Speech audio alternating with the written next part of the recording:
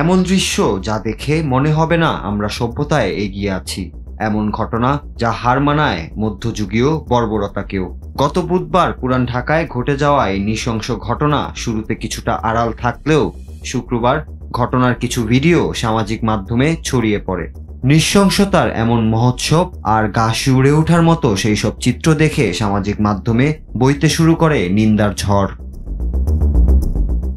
ঢাকার মিটফোর্ড হাসপাতালের সামনে ভাঙাড়ি পণ্যের ব্যবসায়ী লাল চাঁদ ওরফে সোহাগকে বুধবার সন্ধ্যায় প্রকাশ্যে পিটিয়ে ও কংক্রিট দিয়ে থেতলে হত্যা করা হয়।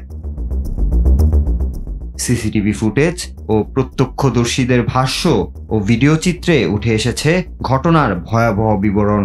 প্রথমে তাকে দোকান থেকে টেনে বের করে আনা হয়, এরপর ইট পাথর লোহার রড দিয়ে আঘাত করে শরীর থেতলে দেওয়া হয়। এক পর্যায়ে তাকে বিবস্ত্র করে ফেলে রাখা হয় রাস্তায়। কেউ কেউ রীতিমতো তার শরীরের উপর উঠে লাফায়। এই হত্যাকাণ্ডে যুবদল, ছাত্রদল ও স্বেচ্ছাসেবক দলের নেতাকর্মীদের সংশ্লিষ্টতার অভিযোগ উঠেছে। পুলিশ জানিয়েছে, চাঁদাবাজি, ব্যবসায়িক বিরোধ ও আধিপত্য বিস্তারকে কেন্দ্র করেই এই হত্যাকাণ্ড। ভিকটিম লালচাঁদ নিজেও আগে যুবদলের সঙ্গে যুক্ত ছিলেন বলে প্রাথমিকভাবে জানা গেছে।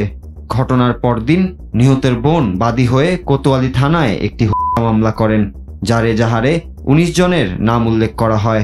সঙ্গে আরও 15 থেকে 20 জনকে অজ্ঞাতনামা আসামি করা হয়েছে।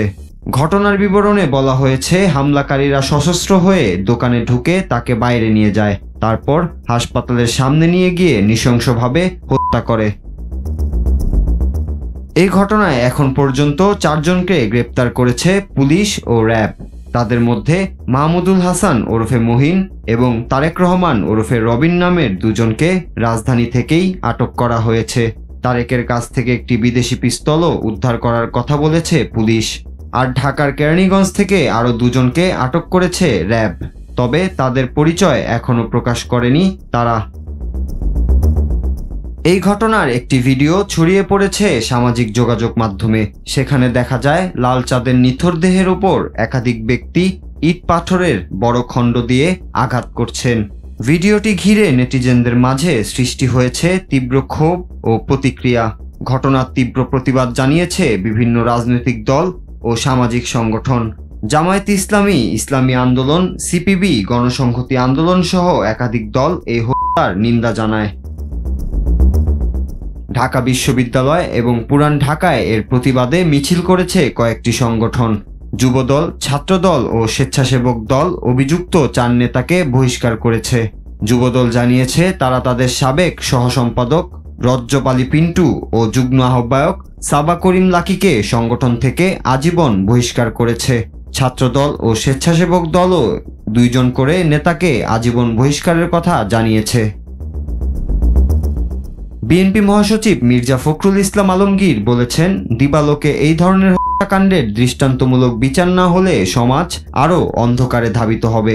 তিনি ঘটনার নিরপেক্ষ তদন্ত ও অপরাধীদের দ্রুত বিচারের আওতায় আনার দাবি জানিয়েছেন। আজ এ নিয়ে 3 অঙ্গ সংগঠনের পক্ষ থেকে সংবাদ সম্মেলনের ঘোষণা দেওয়া হয়েছে। পুরান ঢাকার মতো ঘনবসতিপূর্ণ এলাকায় দিবালোকে ঘটে যাওয়া এই হত্যাকাণ্ড কেবল এক ব্যক্তির জীবনই কেড়ে নেয়নি, প্রশ্ন তুলেছে নাগরিক নিরাপত্তা ও বিচার ব্যবস্থার কার্যকারিতা নিয়েও। নূর রাজু, বাংলা টিভি, ঢাকা।